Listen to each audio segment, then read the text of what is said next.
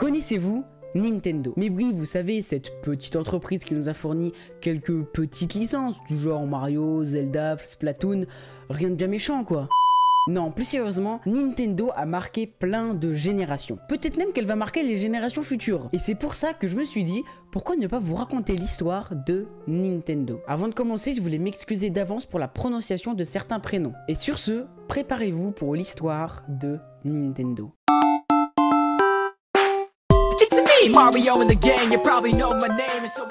Notre histoire commence en 1889 où Fusajiro Yamauchi crée son entreprise. Son entreprise s'appelle Nintendo Kopai et cette entreprise vend des cartes, communément appelées Hanafuda. Mais alors, où est-ce qu'on achète ces fameuses cartes? Eh bien, on les achète dans des bureaux de tabac. Et c'est justement grâce à ça que l'entreprise va devenir de plus en plus connue. Tellement connue qu'en 1902, Nintendo Kopai décide de créer des cartes pour les occidentaux. Suite à cela, l'entreprise décide de créer des magasins un petit peu partout au Japon. Ça veut dire que si on veut acheter les fameuses cartes Nintendo, on ne doit plus aller dans des bureaux de tabac, mais bel et bien dans les magasins de l'entreprise. En 1929, Fusajiro Yamauchi prend sa retraite. C'est donc à son gendre, Shigeru Yamauchi, de devenir le patron de Nintendo Kopai. En 1933, Nintendo Kopai change de nom pour devenir Yamauchi Nintendo et compagnie. Et c'est malheureusement en 1949 que Shigeru Yamauchi décède par la suite d'une maladie. C'est donc son petit-fils Hiroshi Yamauchi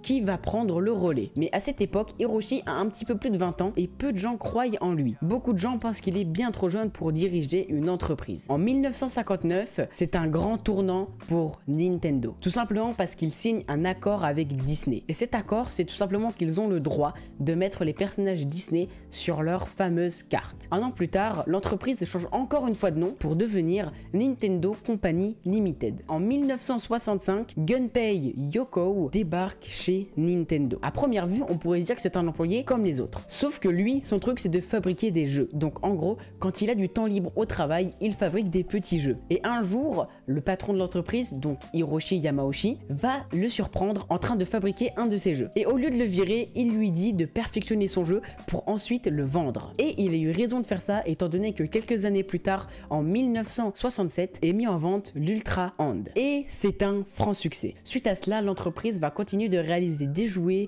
des jeux de société, etc. etc. Et c'est dans les années 70 que Nintendo comprend que les jeux électroniques vont faire partie intégrante de l'avenir. C'est donc en 1977 que la toute première console de Nintendo est mise en vente, la Color TV Game, qui a quand même été vendue à 3 millions d'exemplaires. Un an plus tard, Nintendo sort leur premier jeu d'arcade, le premier d'une longue série. Et en 1981, ils sortent la première Game & Watch. Pour ceux qui ne connaissent pas, la Game & Watch, c'est une petite console avec un seul jeu dessus. Donc ils ont sorti une ribambelle de Game & Watch avec plein de jeux divers et variés. Et ces fameuses Game & Watch ont été vendues à 43 millions d'exemplaires. La même année, un certain Shigeru Miyamoto, qui travaille chez Nintendo, va développer le jeu Donkey Kong. Ce jeu est un succès mondial.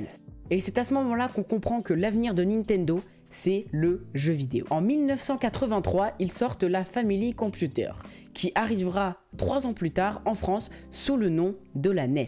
C'est d'ailleurs sur cette console que le tout premier jeu Mario aura été disponible. Et c'est en 1989 qu'ils vont sortir la fameuse Game Boy. La Game Boy rivalise avec toutes les Game & Watch sorties auparavant, étant donné que sur celle-ci, nous pouvons jouer à une multitude de jeux. Il y aura par la suite plusieurs modèles de Game Boy qui sortiront au fil du temps, jusqu'en 2003 où Nintendo a arrêté la fabrication des Game Boy. Par la suite, Nintendo a continué de se renouveler avec de nouvelles consoles et de nouveaux jeux, jusqu'à arriver à ce moment précis. Nintendo en 2023. Nintendo, c'est devenu une référence, que ce soit dans le rétro gaming ou alors dans le gaming tout court. Comme je vous l'ai dit en début de vidéo, ça a marqué plein de générations, peut-être même les générations futures. Et pour vous dire à quel point l'entreprise Nintendo, c'est vraiment un monstre, je pense que vous l'avez déjà entendu, mais ils ont sorti un film sur Mario, leur personnage emblématique. Et bien voilà, j'espère que cette vidéo sur l'histoire de Nintendo vous aura plu. Si c'est le cas, n'hésitez pas à vous abonner, à liker, à activer la petite cloche des notifications. N'hésitez vraiment pas à aller me suivre sur tous mes réseaux sociaux, Instagram, TikTok, Twitch. Tous les liens seront dans la description. Et n'hésitez surtout pas à rejoindre mon serveur Discord.